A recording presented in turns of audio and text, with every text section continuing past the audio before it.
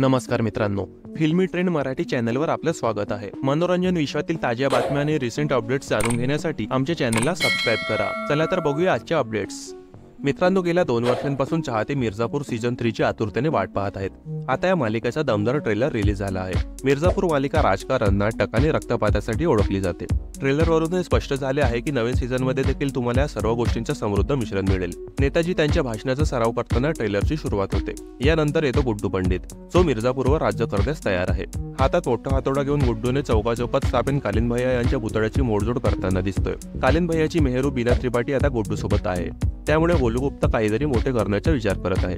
गेल्या मोसमात मोठा घोटाळा करून गुड्डू पंडितने अनेकांना शत्रू बनवले होते। आता कालीन भैयाची फौज त्याच्या मागे लागली आहे। माधुरी यादव, छोटे शुक्ला यांच्यासह इतर मंडळी कालीन भैयाच्या प्रतिमा जपण्याचा प्रयत्न करत आहे। प्रत्येकाचा हेतू स्पष्ट आहे, गुड्डू पंडितचा खात्मा। या ट्रेलरमध्ये राजकारणासोबतच कृती, षडयंत्र, विश्वासघात आणि अनेक ट्विस्ट आणि टर्न्स आहेत, जे तुम्हाला आगामी सीझन पाहण्यासाठी उत्सुकतेने भरतील। यावेळीही शो मध्ये प्रचंड रक्तपात होणार आहे। तर मित्रांनो, हा ट्रेलर तुम्हाला कसा वाटला आम्हाला कमेंट करून नक्की कळवा। यानंतर एक महत्त्वाची अपडेट, प्रियंका चोप्रा सध्या तिचा पुढचा हॉलिवूड चित्रपट द ब्लफ ऑस्ट्रेलियात शूट करत आहे। या चित्रपटाच्या सेटवरती जखमी झाली। बुधवारी प्रियंकाने तिच्या सोशल मीडिया अकाउंटवर एक फोटो शेअर केला, ज्यामध्ये तिच्या मानेवर खोल कट दिसत आहे। हे शेअर करताना प्रियंकाने लिहिले, माझ्या व्यावसायिक आयुष्यात अनेक धोके आहेत। खरं तर सध्या प्रियंका चित्रपटाच्या स्टंट सीनचे शूटिंग करत आहे आणि त्याच दरम्यान तिलाही दुखापत झाली आहे। याआधीही प्रियंकाने चित्रपटाच्या सेटवरील पडद्यामागचे फुटेज शेअर केले होते। द ब्लफ या चित्रपटात प्रियंकाच्या सोबत काल अर्बन दिसणार आहेत। हा चित्रपट OTT प्लॅटफॉर्म प्राईम व्हिडिओवर प्रदर्शित होणार आहे। वर्क फ्रंटवर या चित्रपटाव्यतिरिक्त प्रियंका जॉन सीना सोबत हेड ऑफ स्टेट्स मध्ये दिसणार आहे। याशिवाय तिच्याकडे सिटाडेल 2 देखील आहे। बॉलिवूडमध्ये ती फरहान अख्तरच्या जिले जरा या चित्रपटात दिसणार होती। यात तिच्यासोबत कॅटरीना कैफ आणि आलिया भट्टही दिसल्या असत्या, पण सध्या हा चित्रपट होल्डवर आहे। यानंतर बघूया पुढील अपडेट। मराठी अभिनेते दिग्दर्शक प्रवीण तरडे यांनी आता थेट दाक्षिणात्य चित्रपटसृष्टी गाठली आहे। एकीकडे धर्मवीर 2 ची तयारी प्रवीण तरडे करत असून दुसरीकडे अहो विक्रमार्का या दाक्षिणात्य चित्रपटात ते विशेष भूमिकेतून प्रेक्षकांसमोर येणार आहेत। पेटा त्रिकोटी दिग्दर्शित अहो विक्रमार्का या चित्रपटात मुख्य खलनायकाची भूमिका प्रवीण तरडे साकारणार आहेत। या चित्रपटातील त्यांच्या लुकने सगळ्यांनाच चकित केले आहे। दरम्यान या चित्रपटात प्रवीण तरडे यांच्यासह तेजस्विनी पंडित, सयाजी शिंदे, चित्रा शुक्ला असे दिग्गज कलाकार देखील आहेत। प्रवीण तरडे यांनी पोस्ट करत लिहिले की दाक्षिणात्य चित्रपटसृष्टीत मुख्य खलनायका म्हणून माझा प्रवेश अहो विक्रमार्कामध्ये असुरा बनून येतोय तुमच्या भेटीला। मराठी बरोबर भारतातल्या 6 भाषांमध्ये चित्रपट येत आहे। अख्खा भारतभर मार्केट आता आपलं आहे। मित्रांनो, सोनाक्षी सिन्हा आणि झहीर इक्बालच्या लग्नाला अवघे 2 दिवस उरले आहेत। 23 जून रोजी सोनाक्षी आणि झहीर विवाह बंधनात अडकणार असल्याचे मानले जात आहे, पण अनेक रिपोर्ट्समध्ये असा दावा केला जात आहे की सोनाक्षी आणि झहीर 23 तारखेला नोंदणीकृत लग्न करणार आहेत। त्यानंतर संध्याकाळी त्यांनी त्यांच्या सर्व खास पाहुण्यांसाठी एक भव्य सेलिब्रेशन आयोजित केले आहे।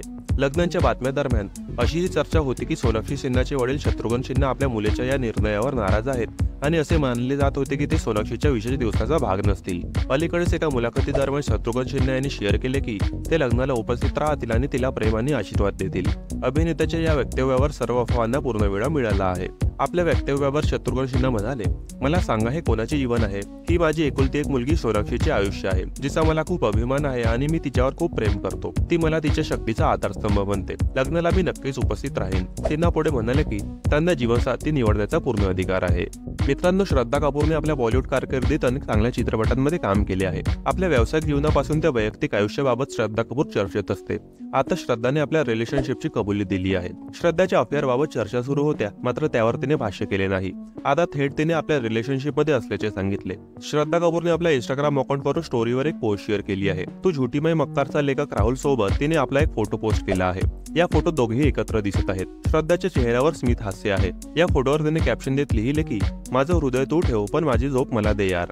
या फोटो कॅप्शनवर तिने स्माइली आणि फनी इमोजीसह हार्ट इमोजी देखील पोस्ट केली आहे। या इन्स्टा स्टोरीवर तिने राहुलला देखील टॅग केले आहे। गेल्या वर्षी श्रद्धा कपूर आणि राहुल मोदी अनेक कार्यक्रमांमध्ये एकत्र दिसले होते। त्यानंतर त्यांच्या डेटिंगच्या अफवा पसरल्या।